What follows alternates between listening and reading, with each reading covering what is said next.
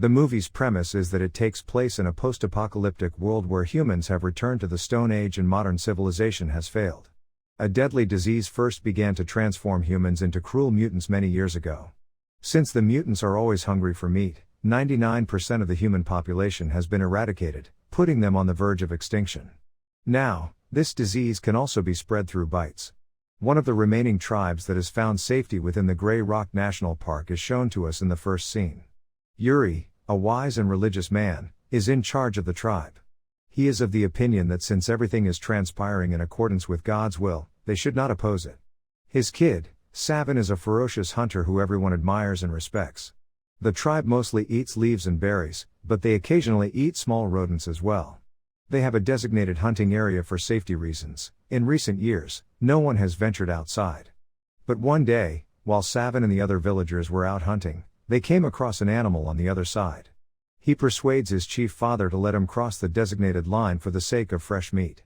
Later, as Savin and the others go deeper into the forest, they come across Caleb, a skilled but underrated hunter.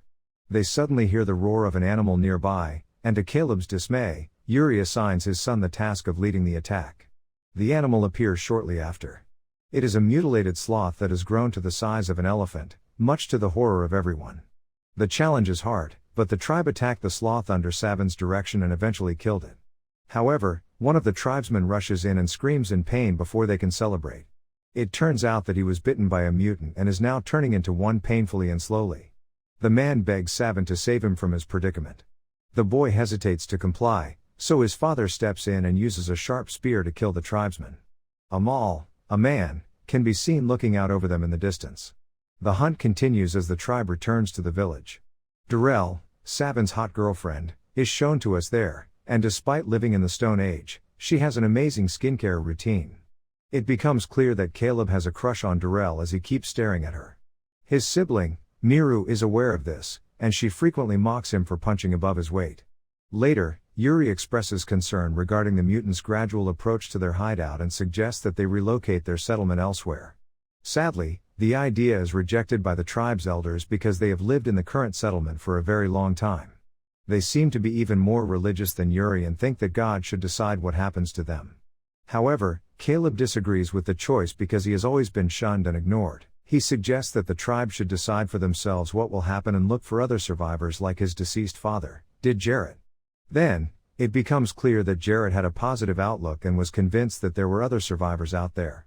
He worked tirelessly, day and night, to locate them, but he ended up killing himself in the process. Caleb approaches his sister for advice, depressed, but when she also doubts him, he decides to leave the village and go in search of other survivors.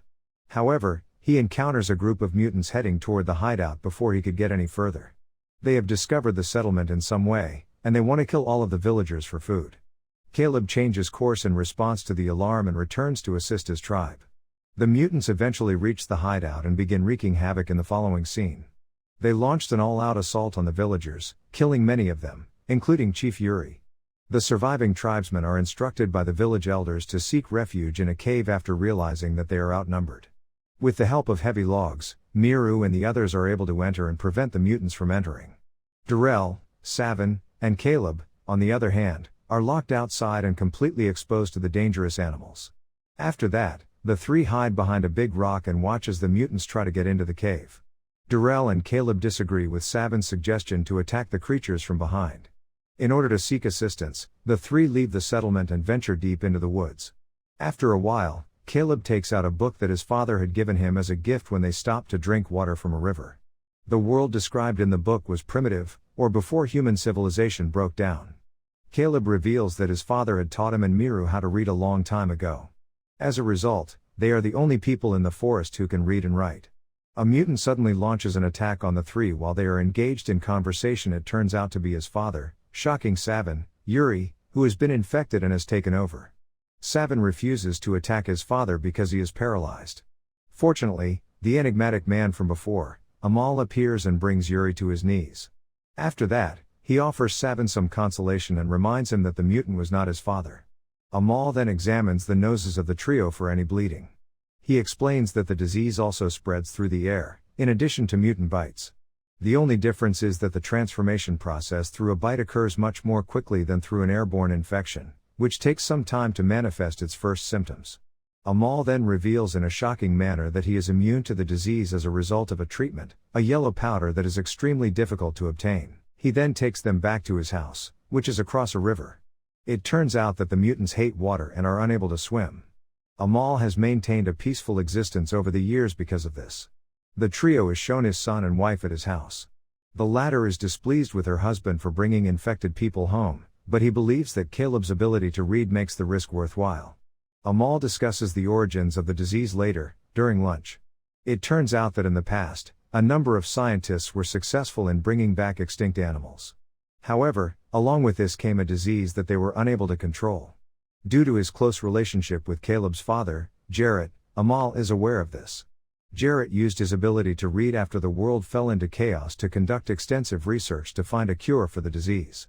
He was eventually successful, but Gagan, a ruthless leader of a different tribe, killed him before he could bring the yellow powder back to the village. The cure and its formula were then taken from Gagan and hidden somewhere within his city. Now, Amal wants Caleb to figure out the formula, use it to make more yellow powder, save humanity, and decipher the formula. He reveals that while mutants cannot be transformed back into humans, newly infected individuals can be cured. As soon as Caleb and his group agree to assist, they begin their journey toward Gagan City. The mutants are attempting to disable the cave's entrance elsewhere, at the hideout. While Miru and two hunters, the elders, begin to accept their fate, Yomak and Remy will not give up. They begin their search for a different exit when they come across a small, dark, flooded tunnel on the other side. She decides to travel on her own because only Miru is small enough to fit through it. However, Miru returns with a number of leeches stuck to her body after the attempt fails. Miru attempts to cross the gap once more shortly after Remy and Yomak assist her in removing them. She reaches the other side this time, making full use of her strength. In the meantime, the other villagers inside the cave begin to experience nosebleeds and signs of infection. After Miru expands the opening, the three make their way through the tunnel together out of concern for their safety. They find a hole that goes up and leads them outside the cave at the other end of the tunnel. They all rush to climb the hole in an effort to escape when Yomak's nose starts bleeding suddenly. The mutants appear there as well, to their horror. Yomak breaks his leg when the three of them fall and retreat quickly. He refuses Miru and Remy's attempts to assist him, claiming that doing so will only slow them down. As a result, he orders the other two to flee while sacrificing himself to slow the mutants down with a heavy heart. The mutants storm the location shortly thereafter and kill Yomak. However, as they attempt to follow the other two, the water prevents them from doing so. On the other hand, everyone's condition has gotten worse, and they could end up being mutants. Miru kills one of the tribesmen with her spear before he completely transforms. Amal, Caleb, Darrell, and Savin stop somewhere else on their way to Gagan City to light a signal fire atop an old monolith near a hill. Amal intends to solicit assistance from a nearby friendly tribe known as the Brotherhood. Sadly, some mutants approach the group below him while he is atop the monolith, causing them to flee the scene in fear. Amal falls down after a while and is attacked by the mutants. He is close to being killed, but the Brotherhood tribe hears his cry and saves him. Amal then reveals Caleb's potential and persuades the Brotherhood to support his mission. Savin, on the other hand, sets out with his friends for the city to find the yellow powder. Darrell also begins to bleed from her nose, indicating that she has been infected, and time is running out. They eventually come across the city after a while. It is a decaying location where strict despotism governs daily life. There, the three men approach a man and inquire about the yellow powder, but he becomes frightened and flees. Savin pursues the man in an effort to locate the powder, but the man manages to flee. He returns later to see, to his dismay, his friends being taken away by Gagan's men. Darrell and Caleb finally confront Gagan and his daughter shortly thereafter, Giselle. Darrell's condition has rapidly deteriorated by this point, so Caleb demands the powder that his father stole. He tells Gagan that he can make more powder in the future because he can read. Gagan is somewhat impressed by this, but he refuses to share the treatment. However, he agrees to let Caleb examine the formula in Jarrett's library. Savin breaks into his house after Gagan has left, takes Giselle hostage, and demands that she take him to the powder. She initially says no, but when Savin tells her that her cruel father stole the powder from them, she feels for their cause and agrees. Savin is then led to a secret safe by Giselle, who claims it contains the powder. She is certain about it because her father asserts that he takes a small amount each week. Savin concludes, however, that the powder is not in the safe because it hasn't been opened in a long time. Caleb discovers his father's instructions for making the yellow powder in the library. Unfortunately, it will take him weeks to decipher the writings because they are so intricate. His nose also starts to bleed at the same time. He begs Gagan to give him some powder so he can work on the cure. Giselle suddenly appears and informs him that the powder has been stolen by an intruder. Gagan rushes to inspect, panting, and accidentally reveals the powder's actual location. Savin sneaks up behind him at that exact moment and knocks him out. He eliminates the disease by inhaling a small amount of the powder after this. Durrell is saved just in time by Savin and Giselle in the following scene. After that, they enter the library and save Caleb by utilizing some of the powder. The trio then makes their way away, while Giselle stays behind. Thanks for watching my videos. Please hit that like button and do not forget to subscribe to my channel.